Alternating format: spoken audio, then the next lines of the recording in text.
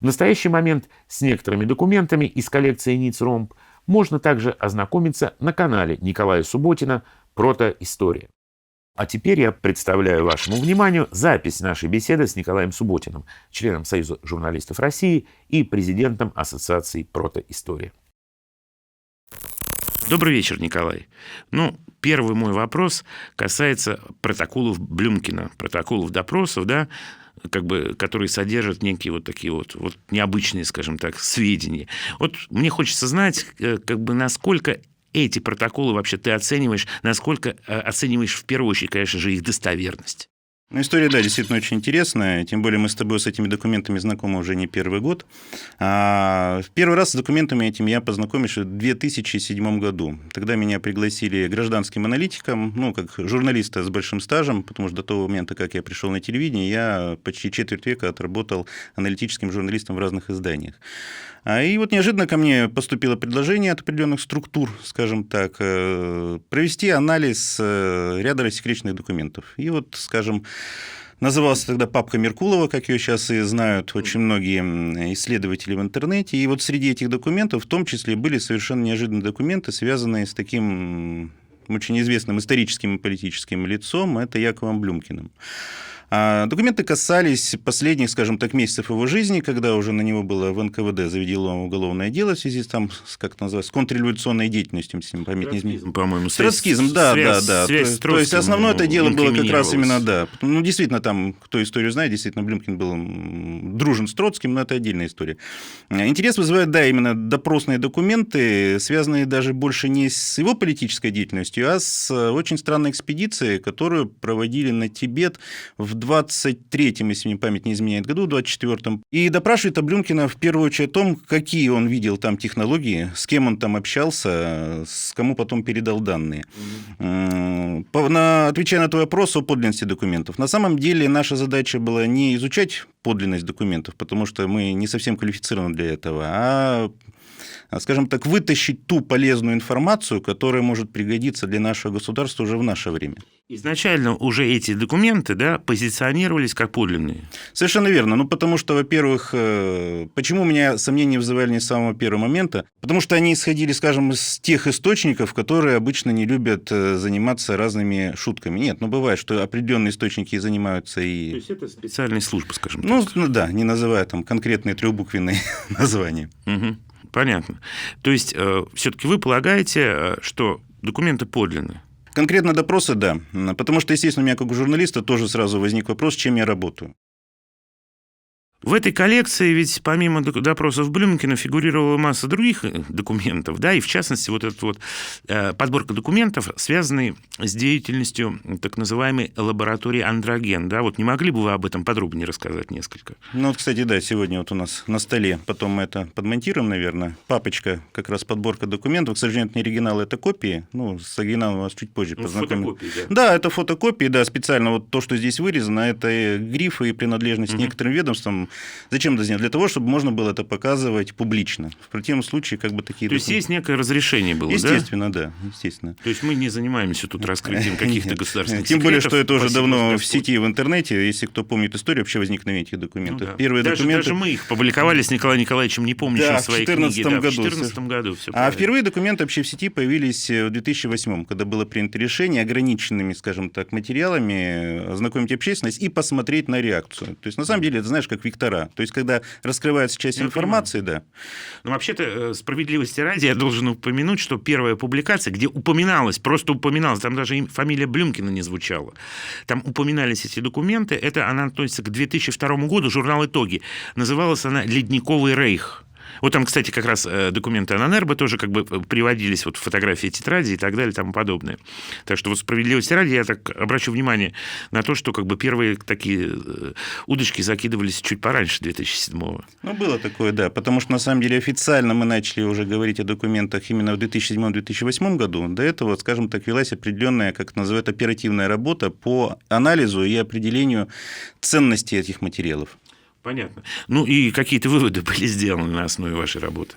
Или об этом пока нельзя говорить? Как? Выводы определенные сделаны были, но на самом деле вмешался случай. Потому что по результатам работы должен был создаваться литерный НИИ, там в районе Мытищ, скажем так, который должен был заниматься не больше, не меньше, а примерно тем же, чем занималось оккультное общество ННРБ. То есть, это не совсем оккультное общество. Ну, как бы да, институт, там давайте. институт. Ну, там даже не институт. Вообще, как бы ННРБ, оно объединяло там больше 2 десятков различных направлений. Там разные институты в составе работают. То есть это здоровенная была научная такая, даже не академия, а такой конгломерат какой-то вот знаний. И было принято решение, что все, что было накоплено различными спецслужбами, попытаться заново проанализировать и использовать уже, ну, скажем так, для современного государства. Но вмешались определенные, скажем так, политические ситуации и перестановки в высшем командном составе, и, к сожалению, эта идея с институтом так и ушла в небытие, хотя работа продолжается до сих пор. Понятно. Ну, все-таки поподробнее об андрогене расскажите, хотя бы так в общих чертах. В подмосковном Красково была выделена спецдача, где создали новый проект. Назвали его тогда на тот момент «Андроген». Вот папочка есть, мы потом зрителям покажем некоторые документы. Причем задача была совершенно нетипичная для советской, истинно советской науки была поставлена: попытаться найти эликсир жизни. Как бы это не смешно звучало, как называли это философский камень. То есть, опять же, причем самое интересное, это все происходило на волне создания вполне себе научного института по определению, насколько может жить человек долго. То есть 2 параллельных направления было: мистическое и научное. Вот как раз проект «Андроген» занимался тем, что со всего мира свозились документы, оккультные тексты, и был выделен штат порядка 10-12 человек, куда входили в том числе мистики, и даже там один масон какой-то был, тут все это расписано. И задача была конкретная: разобраться, можно ли с помощью вот этих древних мистических технологий создать, некий эликсир для того, чтобы наши вожди жили чуть дольше, чем отпускает реальный срок. Ну, и есть информация о том, чем этот проект, как бы, увенчался он чем-то или нет? Знаешь, Алексей, вот тут в конце очень есть интересная такая справочка. То есть где-то в течение 2,5 лет продолжается исследование, тут все это очень подробно расписано, вплоть до датных Иосифу Виссарионовичу Сталину. И в конце вот есть такой очень забавный раздел, который называется «Получение философского камня», где на 8 страничках изложен весь тот опыт, который переработали уже ученые, химики, физики. Квинтэссенция, так сказать. То есть, грубо говоря, вот на этих 7 страничках изложен рецепт получения философского камня. И конечный вывод-то какой все-таки? Знаешь, возможно ли его создание или нет? Вот, к сожалению, на это нам пока наука ответа не дает. По той причине, что, скорее всего, такие знания, я могу это утверждать, они до сих пор находятся под определенными запретами. То есть, резюмируя, получается, что все-таки андрогену не удалось, как бы, так сказать, прийти к каким-то практическим результатам, кроме этого вывода, разумеется. Я подозреваю, что нам, как гражданским специалистам, просто не дали посмотреть все документы. Любое государство всегда имеет определенные структуры, которые пытаются расшифровывать древние технологии. В Германии это было ННРБ, плюс там еще несколько проектов. У нас несколько спецотделов этим занимались. То есть задача была очень простая. Актуализировать знания древних. Актуализировать, да. То есть есть структуры, которые прекрасно знают, как устроен наш мир. Что было в прошлом. Что, грубо говоря, там технологии, описанные в Махабхарате, это не миф, а это реальность. И всегда у любого государства в геополитическом плане есть желание обладать определенными сфертехнологиями, для того, чтобы, соответственно... То есть на определенном государственном уровне есть понимание этих вещей, скажем так, естественно, в практическом ключе. Конечно, сугубо. Исключительно в практическом, да. Понятно. То есть ННРБ, как бы, и спецотдел были не одиноки. Везде такие есть отделы, и всегда задача получения тех технологий, которые государству позволяют вырваться вперед и стать апологетом планеты всей. Понятно, то есть прагматично очень. Да, вот как раз в этой связи хотел перейти, наконец, к документам ННРБ, да? Что вы нам покажете сегодня, Николай, интересного? Самый, наверное, такой распространенный документ, который в интернете обычно все видят фотографии, это вот та вот знаменитая синяя тетрадь, да, синяя тетрадь, вот можно даже посмотреть, полистать, это где как раз записаны конспекты приказов фюрера о том, каким образом нужно подготовить экспедицию в Антарктиду. Плюс здесь как раз представлены те лица, которые непосредственно за этот проект отвечали. Понятно. И вот как раз та лоция и карта прохождения морских глубин, о которой нам надо отдельно поговорить, потому что она довольно неоднозначна. То есть я так понимаю, что эта карта представляет собой лоцию для, так сказать, попадания в некие подземные полости, да, под Антарктидой. Верно. Вот, кстати, хотелось бы, опять-таки, оценить ваше мнение, вернее, получить вашу оценку этой карты, потому что есть такое предположение, да, что немцы сознательно подготовили фальшивки, да, с фальшивыми, как бы, так сказать, сведениями, чтобы ввести тех, кто это обнаружит, в заблуждение. Вот хотелось бы комментарий ваш. Знаешь, такой вот принцип был немецкой пропаганды 40/60. Слышал, наверное, об этом принципе? Нет, пожалуйста. А это как раз это самый главный принцип, по которому работала вся немецкая пропаганда, и почему она была такой эффективной. Принцип 40/60. Когда ты даешь в масс-медиа, ну, назовем это так, 40% правды, вызываешь доверие к источнику, а потом 60% можешь вливать уже все, что угодно на самом деле. И вот я рассматриваю все-таки эту карту неоднозначно. Почему? Все очень просто. Вот то, что здесь показано, лодцы реальные, но на тот момент действительно не было лодок, которые могли нырять на 500 метров. Это первое. Второе. Я считаю, что этот документ сделан специально для того, чтобы он попал в руки советской разведки. Для чего? То есть это, грубо говоря, знаешь, вот как игры Скорцени были вот эти вот, создание вот этих ложных векторов. Что на самом деле могли сделать немцы? В 1938 году у них вышла очень интересная книга по мотивам экспедиции в Новую Швабию, где они действительно плавали в Антарктиду, занимались... Нет, известно, что база там была, это точно. База была, но там обычно люди оригинально не читают. Книга хорошая на немецком языке, научным способом написано, что они там делали. Так вот, среди исследований они занимались в том числе замерами температуры воды. То есть они действительно искали теплые течения, которые уходят из Антарктиды. Зачем они это делали? Сейчас в Антарктиде порядка десятка действующих вулканов. То есть там действительно есть теплые течения, которые снизу потихоньку начинают континент выпаривать, вытаивать. И действительно там есть подводные полости.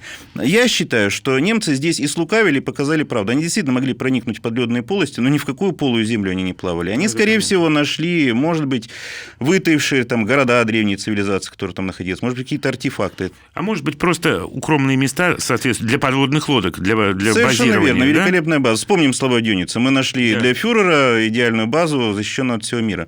Вот ты документы потом покажешь. На самом деле, после того, как вот этот вектор появился, одновременно разведка ФБР и наши специалисты начали заниматься не больше, не меньше поисками Гитлера. Мы, наверное, сегодня с тобой впервые покажем эти документы. Я специально принес невыморные документы ФБР, конкретно где искали Гитлера. Интересно, как раз давай, может быть, тогда и к этому перейдем. Сейчас поподробнее поговорим о документах. То есть, резюмируя ситуацию по карте, то есть ты считаешь, что это такой умеренной дезинформацией? Да, это вброс векторов. Всегда разведки в это играют. Ну, понятно. Ну, давай тогда перейдем к документам ФБР. На самом деле документы ФБР, они уже опубликованы лет 10 назад по программе FOIA, Freedom of Information Act. Но беда... FOIA, да. Но беда в том, что на сайте ФБР они представлены в вымаранном варианте. Вот сегодня мы как раз впервые показываем те оригиналы со всеми подписями, всеми номерами. Это документы из так называемой папки Эдварда Гувера.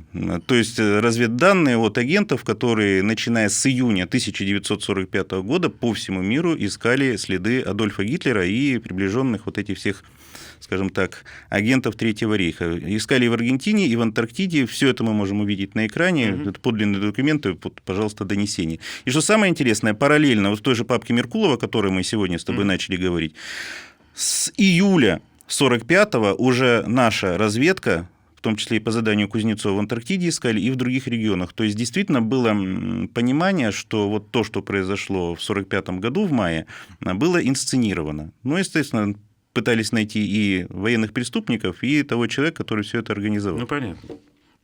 Нет, ну, в общем, как бы понимание того, что Рейх уже не выстоит, оно уже где-то к 1943 году было как бы очевидным, да? Соответственно, как бы люди готовили планы отхода, это тоже совершенно очевидно, а эти документы только подкрепляют это. Собственно, они поясняют тот момент, почему Сталин не верил в смерть Гитлера, собственно, да? Так что вот они наглядно...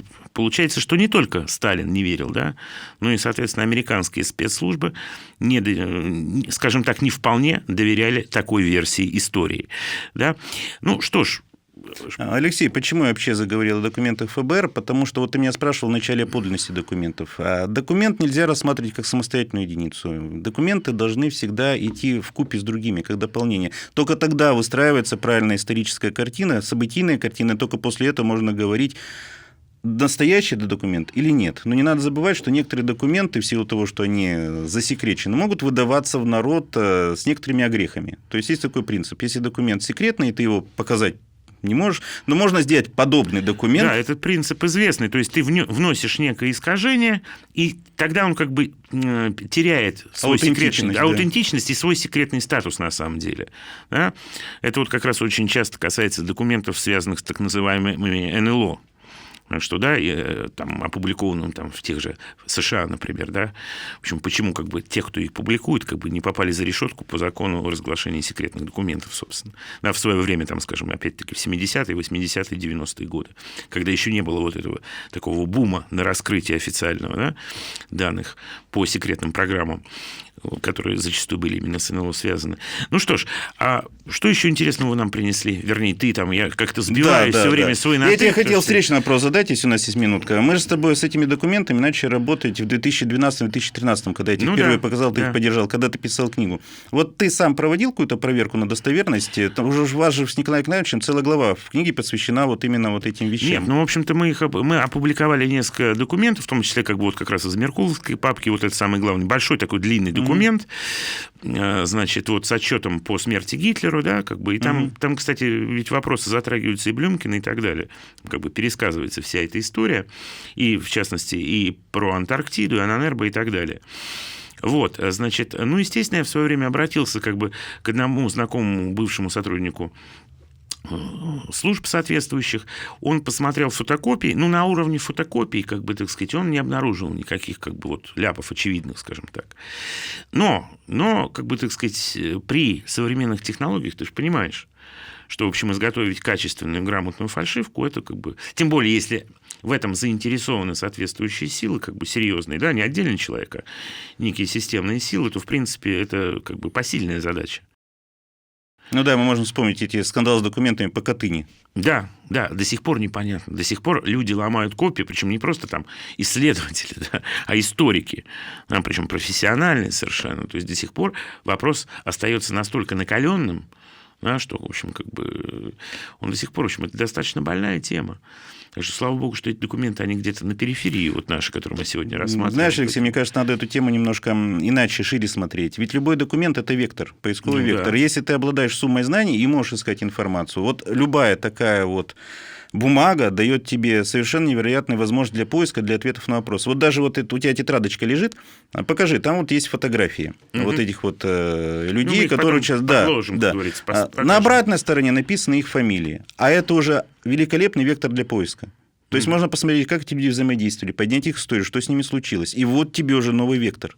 Поэтому в первую очередь их нужно рассматривать, достоверность важна. Но важна именно та линия, куда они ведут, особенно если посмотреть вокруг. Ну, для этого требуется, в общем-то, огромные вложения, на самом деле, если серьезно это все прослеживать. Это для этого нужен институт, скажем. Многие расследования, Алексей, ну ты же сам профессиональный. Журналист. Можно многие вещи делать, сидя дома за компьютером, просто знать, где искать, ну и хотя бы в минимальности обладать хотя бы английским языком, чтобы работать с иностранными источниками. Угу. Нет, ну понятно, хорошо. Ну, расскажите еще, какие про документы, которые вот мы сейчас обозначили, там Блюмкина вкратце, Андроген, какие интересные еще документы? Да, документов на самом деле очень много. Я вот тебе как раз принес, мы зрителям это покажем. Папка Меркулова, она как бы уже хорошо известна. Есть папка, например, Ватикана, я там принес тебе несколько документов. Вот там то, о чем мы поговорим, может быть, в ближайших передачах через полгода, когда мы... Ну, хотя бы тему обозначить, там что-то. Ну, вот примерно. Я специально тебе принес фотографию, вот мы сейчас посмотрим. Это, скажем так, исходник той карты Меркатора, с которой была сделана сама карта Меркатора, только с большими подробностями. Плюс там еще некоторые материалы из Ватикана сфотографированы. Есть папка, скажем так, товарища Шуйского. Он был, скажем так, специалистом по работе с документами еще в царской России, это конец 19 века. Он конкретно занимался поиском библиотеки Ивана Грозного. Ну, это отдельная тема. Библиотека Ивана Грозного, это вообще как бы... Ну, это такая, да, там это самое. Ну, вот, например, вот такие вот документы. Есть отдельная папочка, я пока еще особо не показываю, так в интернет иногда выкидываю некоторые вещи. Вот это конкретно папка переписки Королева, но не того Королева, который ракетостроитель, а ученого из Ленинграда, начала 20 века. Да. Ну, я специально. И Мережинская. Мережинский – это такой такой же ученый-исследователь, только уже из киевской научной был брать. И вот конкретно эта папка мне так передали с определенными условиями лет 5 назад. Папочка полностью посвящена документам, связанным со «Снежным человеком», ни больше, ни меньше. А период исторический, это еще раз какой? Период исторический конкретно, вот эта переписка охватывает примерно с 55 по 60 год, когда вот занимались как раз ученые этими исследованиями. Причем, что самое интересное, помимо каких-то просто личных писем, что они прочитали, куда они съездили, здесь есть, например, отчеты военных пограничников там, Прикарпатского военного округа. Вопрос, а эти ученые этим занимались как бы в свободное от работы время, то есть неофициально, или все-таки это была некая официальная Знаешь, программа? Алексей, там очень интересная ситуация. На большую часть они делали свободное от работы время, но вот с переписки указано, что институты были заинтересованы, и более того, даже выделялись определенные ассигнования на проведение экспедиций. Даже более того, когда они проводили горные экспедиции, выделялся даже личный состав. А какие-то институты называются там? Я думаю, Алексей, мы поэтому можем прямо отдельно поговорить, потому что документов очень много. Вот, например, такие телеграммы интересные есть. Оказывается, вот официальный документ, что сын Рериха очень интересовался, например, вот этими все вещами и даже помогал, делился информацией. Есть отчет, например, одного военного пограничника, старшего лейтенанта, как он, возвращаясь со службы домой, столкнулся со снежной женщиной, и в результате произошел очень неприятный инцидент. То есть, я уж не знаю, что она от него там хотела, эта женщина, но в итоге его очень сильно и помяли, и даже выстрелить он не успел. Какие-то выводы есть вообще, как бы итоговые? Выводы очень интересные. Вот тут очень интересная есть пояснительная записка о том, что настолько серьезно относились к проблеме вот этих вот реликтовых гуминоидов, как называют, что... Да, реликтовый гоминид, скажем так. Что была разработана даже для некоторых регионов Прикарпатского округа, для пограничников, инструкция, как военнослужащий должен вести себя при встрече с Каптаром. А вот эта инструкция у вас есть? Вернее, у тебя, извини. Слушай, я найду, я тебе пришлю специально, чтобы наши зрители посмотрели, есть это здесь все. Потому что были часто ситуации, когда молодой пограничник, только заступивший на службу, скидывал калаш и просто этого Каптара расстреливал. Все-таки еще раз хотел уточнить. Этими исследованиями занимались в рамках неких программ там государственные институты, или все-таки это были институты, связанные как-то со спецслужбами? Нет, это исключительно государственные были. То есть научные, да, то есть мирные, то есть не спецслужбы. Да. Да, интересно. То есть, а Поршнев академик как-то имел вообще по документам это прослеживается? Насколько я понимаю, про Поршнева тут тоже говорится. Он же был сторонником, собственно. Он был сторонником, но здесь говорится человека. о том, что это была сторонняя группа. То есть он вот в состав вот этих научных институтов не входил никоим образом. То есть он, скажем, академик Поршнев к этому никакого отношения не имел? Ну, это вот как наш Бурцев, самостоятельный исследователь, который всю жизнь занимается поисками. Я понял. Да, очень чрезвычайно интересно. Более того, тут даже вот такие карты научные, если это возможные регионы, сложно ее разворачивать, но вот так примерно покажу, это карты распространения возможных мест обитания вот этих вот странных существ. Да, какой-нибудь печать, штампик какого-нибудь института здесь есть? Нет, к сожалению, нет. Вот тут подпись есть, карта нечеловеческих рас и подрас. Вот видишь, как помечено вот рукой Королева. Даже вот так вот. А ты о Королеве можешь несколько слов сказать? Мало о нем информации осталось. Единственное, что я успел о нем найти, потому что это начало 20 века. Известно, что в 26 году он поступил в качестве научного сотрудника в Ленинградский горный институт. Там он работал, и, собственно, до своей глубокой старости и, скорее, смерти, потому что данных смерти тоже не нашел, но это, скорее всего, конец 50-х, начало 60-х. Он вот этой темой интересовался, причем его и научный коллектив поддерживал. То есть мало о нем данных. На самом деле об этом человеке нужно информацию собирать, потому что то, вот, что здесь расписано, вклад он до Поршнева сделал даже, может быть, более грандиозный. Потому что, на самом деле, вся эта переписка велась на уровне 2 академий. Ну, вот, например, пожалуйста. А назови организации. Алексей, в память не вспомни, это самое. Я понял, хорошо. Вот, пожалуйста, капитан Белов, сотрудник Балакского районного отделения милиции Азербайджанской ССР. Вот, пожалуйста, донесение, что произошло, как он встретился. И вот здесь вот все в таком роде. То есть это как бы аккумуляция такой фактуры, скажем. Да. Совершенно верно. Но на государственном уровне. На уровне гражданских институтов, скажем. Частично на уровне гражданских, потому что в любом случае вся эта работа велась сначала собственными силами. Естественно, потом оно уже и каким-то образом представлялось и в институтах. Потому что здесь и доклады есть, и тут даже эти пояснительные записки есть. Даже не пояснительная записка, а доклад именно на Ленинградской академии наук. Где-то тут у меня это было. Ну, то есть эти документы, они не входят в папку Меркулова, это совершенно отдельно. Нет, это совершенно папка. Мы ее условно называем папка Королева, просто я раньше никогда не показывал, поэтому, естественно, вопросов столько. Ну, может быть, надо уже как-то ее потихоньку публиковать. Ну, в принципе, да, это ведь представляет... Это оригиналы, правильно? Да, ну вон, посмотри, вот, пожалуйста, он можешь полистать, показать так быстренько зрителям. Вот только это телеграммы, переписки Меркулова, Мережинского и Королева. Где он рассказывает и о здоровье своем, и какие там доклады, и что там Рерих должен с ними встретиться. Ну, сын уже, естественно. Ну да, понятно. Да, действительно, это очень похоже на оригиналы. Да, пожелтевшая бумага, то есть Киев Державный университет, философский факультет. Ну вот видишь, ты уже даже нашел, прочитал. Да, молодец. Да, Киев, Киевский университет, Владимирская, 60, Мережинскому. Да. В общем, все это понятно, да. Это, в общем, похоже, он даже, видишь, как интересно написано. Привет ректору. То есть это Привет на ректору. уровне даже руководителя институтов, видимо, в конце.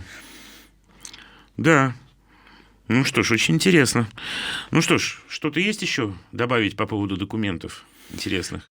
По документам много чего можно интересного рассказать, потому что вот в той папочке, которую я тебе принес, там еще порядка десятка разных проектов описано. Я предлагаю сделать вот что. Если зрителям будет интересно, мы можем просто подготовить отдельную передачу и уже конкретно по каждой папке с документами. Можно, да, и в принципе и как по Блюмкину, и как по Аргусу, так сказать, Андрогену, да, то так и по Снежному человеку, в принципе, можно... Конечно, у нас сегодня с тобой такая вводная аналитическая встреча. А по-хорошему надо, конечно, вот под каждый такой документ делать разбор. Где, что, как, насколько достоверно. Понятно. Просто мне, конечно, в первую очередь хотелось получить твое заключение, ну, вообще, твое мнение о подлинности этих документов. Но в данном случае я вижу, что документы действительно из разных папок.